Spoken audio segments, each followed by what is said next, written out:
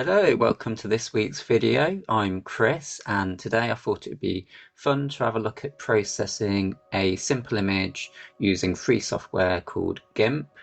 It's not the GIMP from Pulp Fiction, but it stands for GNU Image Manipulation Program. I've been using this for many years and somehow avoided the temptation to jump over onto paid softwares like PixInsight and Infinity Photo. I think I like this software so much because, well, partly because it's free, but also because it's similar to Photoshop in many ways, which is the software that I used before using GIMP. In a nutshell, I've been using this for years, and every couple of years I'll do a video for beginners starting out in astrophotography because I think this is such an excellent place to start and it's free.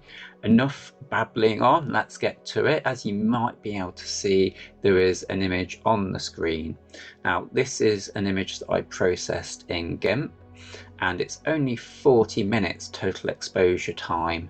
I believe it was something like 20 times 2 minutes exposures, and just light frames using an uncooled, relatively affordable astronomy camera, the ZWO ASI585, so a popular camera for beginners. So this kind of represents what someone starting out on a relatively low budget could achieve, and this is using a fast Newtonian, a StellaLyra 4.5 inch Newtonian, which you've been outside, you've captured your, for example, 20 times 2 minute exposures, and what you do is you stack them in software such as Deep Sky Stacker, and you're left with a TIFF file like this. You might think, hey, that doesn't look like a very good image, and that's because we need to now process that image, and that's where the GIMP comes in. So we can go from something like this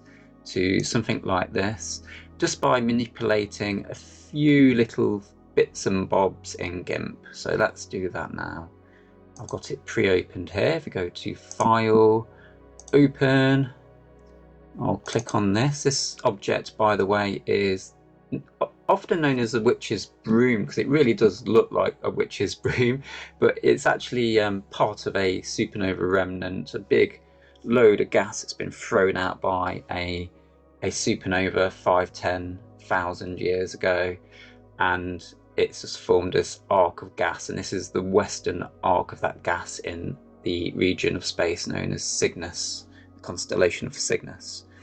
Now, right, so there's only a few things we need to click on here. Basically, you get this image like this, you can't see anything that's going on.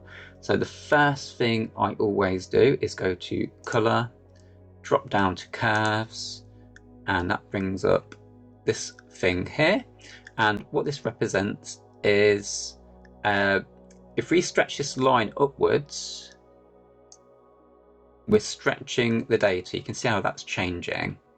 Now, if we stretch at the bottom, we can see that it's stretching like the darker tones, like the background.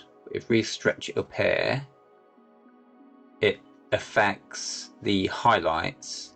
So what you don't want to do to begin with is you don't want to stretch the curve up here, because you'll end up blowing out your highlights. Your stars will get saturated and blown out before you've pulled out any detail in your nebula or galaxy that you want to look at. So I always start out by dragging the curve up near the bottom to pull out the lower and mid ranges, and that also lets you see what kind of color cast you're dealing with. I can already see, if we really stretch that, we can see that there's a green color cast, so that lets us know what we need to work on. So I'll do a stretch probably about there to begin with. You can also click here to do a split screen to see it before and after, so you can just click on that as you're going along, make sure you're happy with your changes, then click OK. So I usually do one just to see what the colour's doing, and then I'll go to levels, and then you can play with the levels for red, green and blue. So I want to look at green. So if I grab this little pointy thing here and stretch it that way, it's going to get rid of that green colour cast. So if I let go of that, you can click before and after, you can see that that green colour cast is gone. So now I'm just going to go back to colours, go down to curves again, and again I'm going to stretch it at the bottom where we're stretching out that lower data. With that lower, lower data is not the best wording for it. The shades, the lower shades, the darker shades, dark to medium shades, not the brighter shades up here where the stars are. So we want to pull out the fainter, darker stuff by dragging it up about like that. And then we can do it before and after, and then click OK. So it's basically iterations of this for a while. I'm going to do one more, probably like that.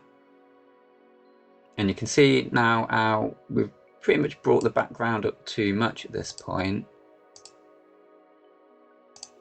What we can do is go to colours, levels again. So we're going between levels and curves quite frequently. And we can just play with it. I think that's a little bit blue at the moment. So if I get the blue, drag that out a little bit. There we go. And click OK. And I'm going to go to curves again. And this time I'm not going to do a straight curve. I'm going to do an S curve. So I'm going to stretch it up like that. And then to address the background, I'm going to stretch it down like that.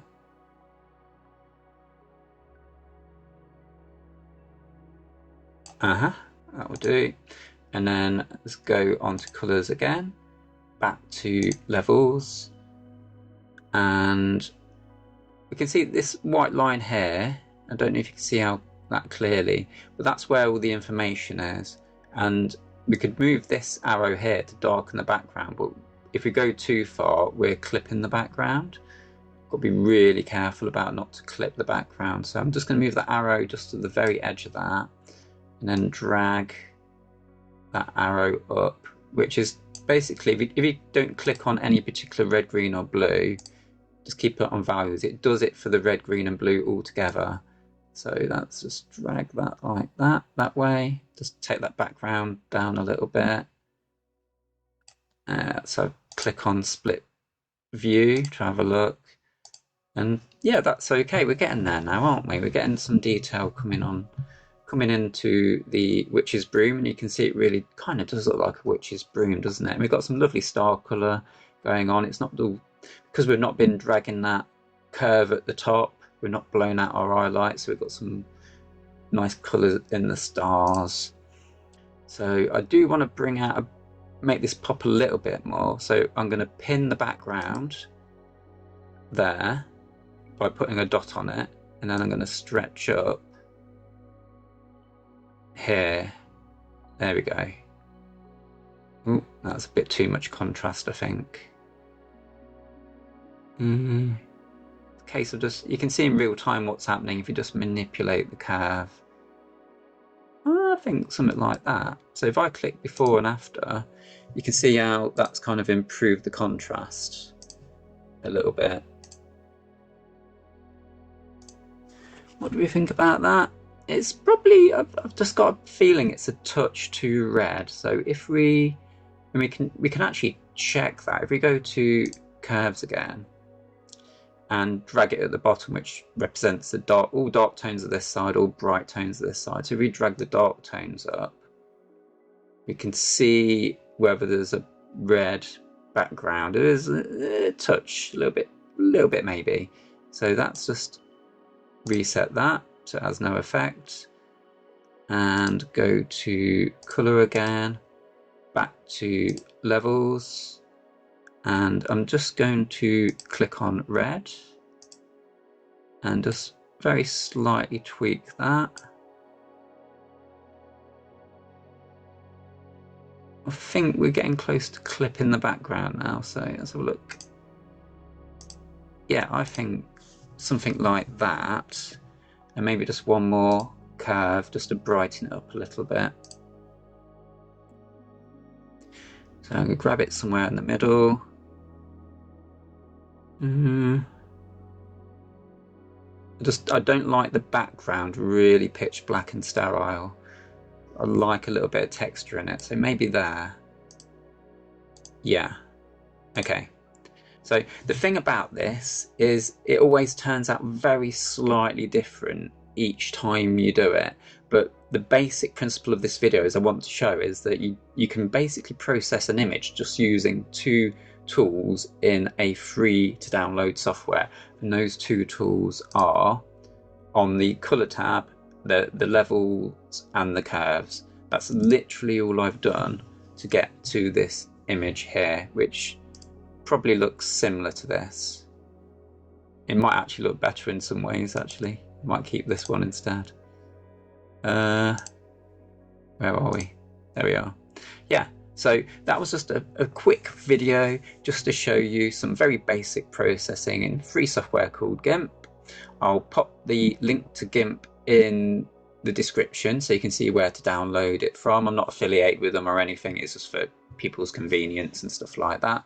But I hope that was helpful for anyone who's getting into astrophotography and doesn't really know where to start with their data once they've stacked it in Deep Sky Stacker. I do have a video on Deep Sky Stacker, which is the first step that you use to stack all your sub-exposures together that you collect throughout the night. So I'll link that video in the description as well, so people can, if they need to start from the beginning and go through the Deep Sky Stacker business, they can go onto that video first and then move on to this one or one of my other GIMP videos. But this was how to do some very basic processing on the Witch's Broom, which is Cygnus supernova remnant, and I hope you enjoyed it. Big thank you to my channel members and my patrons for all the support you give to the channel, and I hope to see you soon on the next video, as soon as I can think of something to do a video about. It's been cloudy. Cool, catch you later.